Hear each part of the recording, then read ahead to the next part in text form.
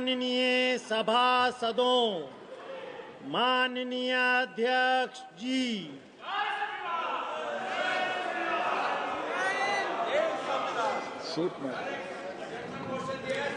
बारह बजे बाद क्वेश्चन नंबर 41 श्री कीर्ति आजाद।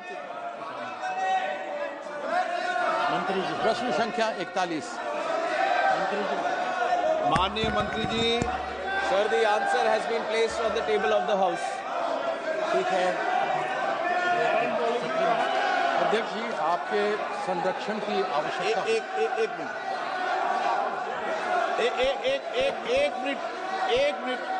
एक मिनट प्लीज। माननीय सदस्यगणों, आपकी चिंता सरकार के ध्यान में है और ये विदेश नीति का मामला होता है, दूसरे देश का विषय है, भारत सरकार के संज्ञान में।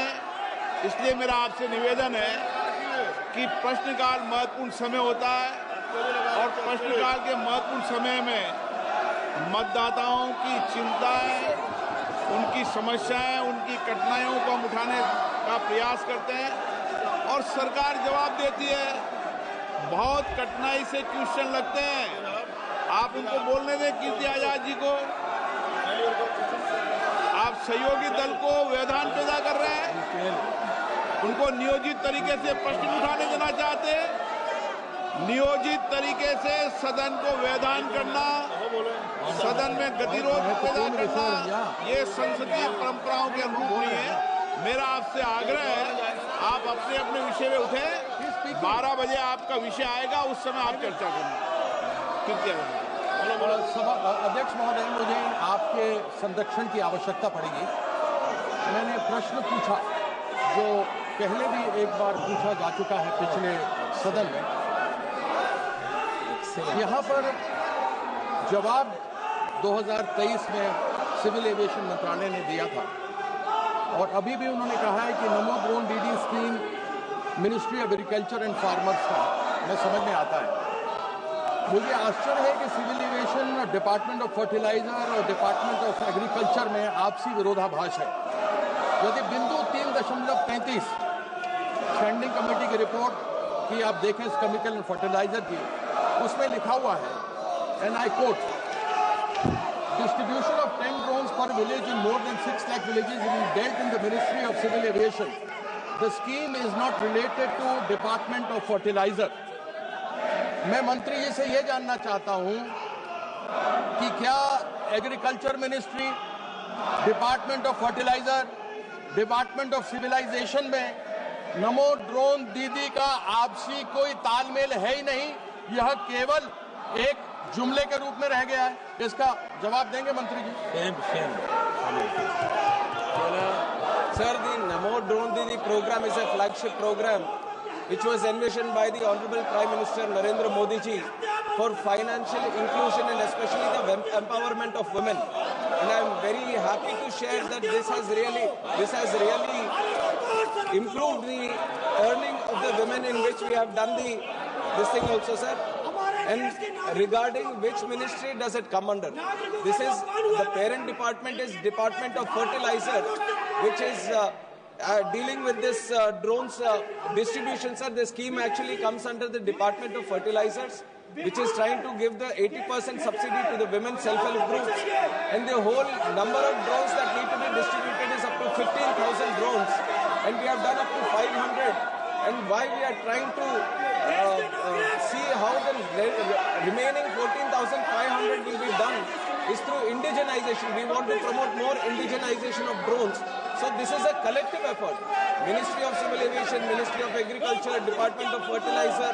Collectively we want to see and promote the utilization of drones in agriculture, because we see a direct impact, especially in the earnings that the usage of drones can give to the owner of the drone, and also the impact it can have in the agricultural production and the reduction of the fertilizer or pesticides that get used in agriculture, sir. And the figure of distributing these 10 drones, this has come up in a discussion between these ministries when we were trying to promote. to look at the potential itself. What will be the potential? We have come up with the aspirational figure that we can have at least 10 drones per village. And initially through the Namo Drone Didi program, we are doing 15,000 drones. Distribution 500 have been done, and in the remaining time period, stipulated time for the Drone Didi in those 3 years, we are going to see that the remaining 14,500 drones are also going to be distributed.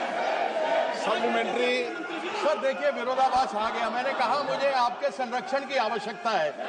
3.33 standing committee की जो report है उसमें लिखा हुआ है, and I quote, distribution of 10 drones per village is more than 6 lakh villages is being dealt in Ministry of Civil Aviation. This scheme is not related to Department of Fertilizer. अभी मंत्री जी ने कहा कि डिपार्टमेंट ऑफ फर्टिलाइजर का है, लेकिन ये standing committee की रिपोर्ट है जो बोलती है कि नहीं है।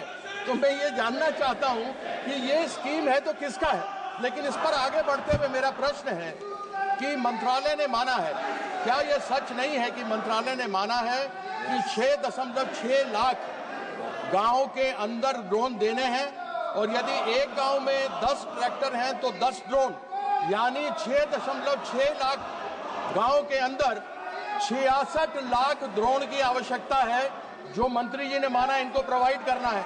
तो मैं ये जानना चाहता हूं क्या 15,000 ड्रोन क्या पूरे हो जाएंगे देश के लिए? क्या ये सफिशिएंट है? धीरे धीरे होंगे माननीय मंत्री। नहीं, मैं इसको सर कंप्लीट कर लूं। सर इसको कंप्लीट करना है। एक minute, nano fertilizer sir, drones की इस्तेमाल हम बहुत ज्यादा कर सकते हैं इस देश में। There is a lot of potential for the utilization of drones, and not just in agriculture. I have 50 use cases in 12 departments itself, and the use cases are limitless. The possibilities are endless. But when it comes to utilization of drones in agriculture, one is the Namo Drone Didi program, through which we are doing 15,000. And when it comes to these 10 drones per village and 6 lakh villages, this is an aspirational figure that we have. How do we see the future applications? We are ensuring we have something in mind so that we have a direction in which we can move forward, and there is no special scheme for the distribution of drones, but we have a figure in mind of what the potential can be, which we are trying to see that we can encourage the industry to ensure more use cases come under drone applications. Question number 42 Shri Dhairyasheel Sambhajirao Mane. Dhairyasheel Sambhajirao माने, माननीय मंत्री जी। सुधीर गुप्ता। क्या माननीय अध्यक्ष? सुधीर गुप्ता जी। माननीय अध्यक्ष जी, मुझे प्रश्न क्रमांक 42 पर बोलने का अवसर दिया, बहुत बहुत धन्यवाद। मैं आपके माध्यम से माननीय मंत्री जी को धन्यवाद भी दूंगा कि जल गुणवत्ता और निगरानी के लिए और देश में एक मैकेनिज्म विकसित किया है, और इसके लिए जो गाइडलाइन जारी किया उसको संक्षिप्त पुस्तिका के रूप में प्रकाशित भी किया है। साथ ही इस बात के लिए भी धन्यवाद कि जेजेएम के माध्यम से आपने 2% फंड पानी की गुणवत्ता को मेंटेन करने के लिए प्रशिक्षण और प्रयोगशालाओं की स्थापना के लिए भी जारी किया है। मैं जानना चाहता हूं कि क्या ये प्रयोगशालाएं पूरे देश में जिला स्थानों पर या संसदीय केंद्रों पर माननीय स्थापित होगी? सदस्य, सदन में ये तरीका आपका उचित नहीं है।